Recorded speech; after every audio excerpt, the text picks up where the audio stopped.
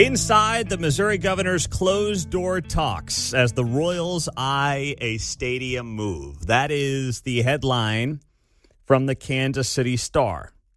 And they note here, as the Royals eye a move to the Northland, which has been reported for a long time now, but we gave you this 2.5 weeks ago before anybody else in Kansas City media, that the Northland was quickly becoming the favorite to land the Royals. Not that they're necessarily going to go there. I'm not going to tell you they're dotting any I's or crossing any T's or doing anything like that. I'm not going to get ahead of myself like other radio hosts down the dial.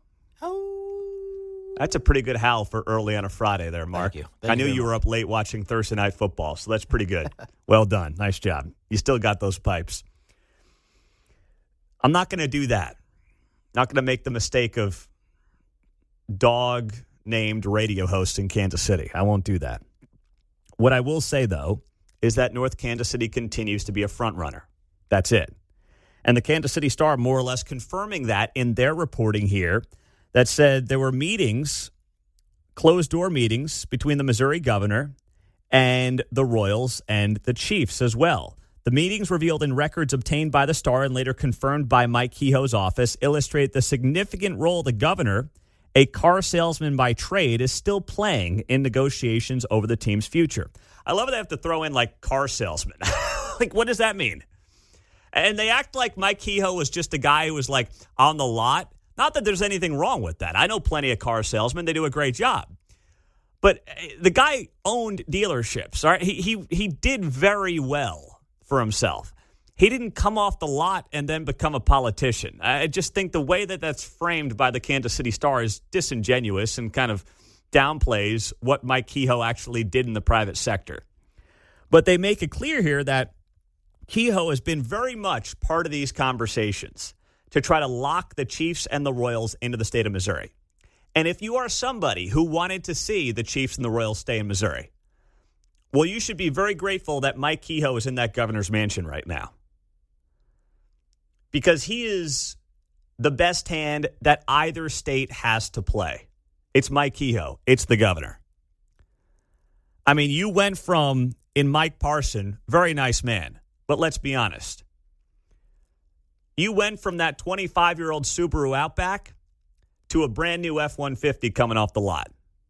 When you went from Mike Parson to Mike Kehoe when it comes to negotiating a deal of this size and this scope with potentially both of these two sports teams to stay in the state of Missouri. That's what you did. Mike Parson was a good fit for what was needed for the state of Missouri at the time that he was in following the Eric Greitens scandal and controversy. But you want a guy who's going to be able to negotiate with these sports teams on this level and get involved the way that he is, Mike Kehoe's your guy. And if you're Clark Hunt or you're John Sherman and you look at the Kansas side and you're kind of negotiating with the state, but there's this LCC that has to approve whatever your star bond district is, and Governor Kelly's there now, but also she's gone in 15 months, and you got these Republicans jockeying for position, and you don't really know who the governor's going to be. That actually sets things up pretty well for the state of Missouri to retain both of these two teams. Because on the Kansas side, you're negotiating with a sitting governor who's a lame duck. I mean, a real lame duck. You've got people like Ty Masterson, who's the Senate president, who has a lot of sway in this whole thing, but also is running for governor, but may not be the governor. He may not even win the primary. You don't know how that's going to play out. So you really don't know who the face of this is going to be on the Kansas side. On the Missouri side, you know Kehoe's there for the next 3 years, and you also know this. He's probably there for the next 7 years. Barring something unforeseen, he's hanging around for a while. And what else do you know about Missouri? If you're the Royals and you're looking up north and you need MoDOT to be involved to kind of redo some of the highway access in that area, well, you know Kehoe's got a darn good relationship with the feds. He just gave Trump a big win on redistricting. You're telling me if they need some federal money to maybe tweak some highways up in the Northland, that Kehoe can't make a call to Trump and get that thing done with the Department of Transportation, Sean Duffy? Now, I'm just saying, Trump will probably do that in a heartbeat. Mike Kehoe calls him up. He says, hey, can we get some DOT money to help out with some highway access for the Major League Baseball team? Trump's a sports guy. He'll do that. Kehoe took care of him. He'll take, care of Kehoe on the other side. Same thing with Clark Hunt. If there are things that he wants out at Truman Sports Complex involving potential access, I mean, they basically have what they need out at Arrowhead, so it's going to be fine. But you'll get that. Can you say that about Kansas right now? You don't really know. No one knows what the political makeup is going to be in Kansas coming up here in 18 months. You have no idea. So there are still more questions on the Kansas side. I'm not saying they're not going to go there. I'm not saying I have insight to where these teams are at looking at the Kansas side of the state line. But as I was going through this piece from the Kansas City Star, and Kehoe is, by the way, getting praised by Republicans and Democrats in this piece. Maggie Nuremberg, Kansas City Democrat, saying here, quote, Governor Kehoe is a salesperson.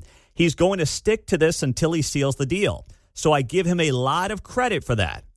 And Maggie Nuremberg is a Democrat who helped craft the legislation to lure the Royals Stadium to Clay County. She's up there in the Northland. She gets it. She's giving Kehoe credit. When you have Republicans and Democrats praising Mike Kehoe, and you have the Kansas City Star reporting that Kehoe is heavily involved behind the scenes in these closed-door negotiations, he's got to get this thing done, and he's going to be the closer here.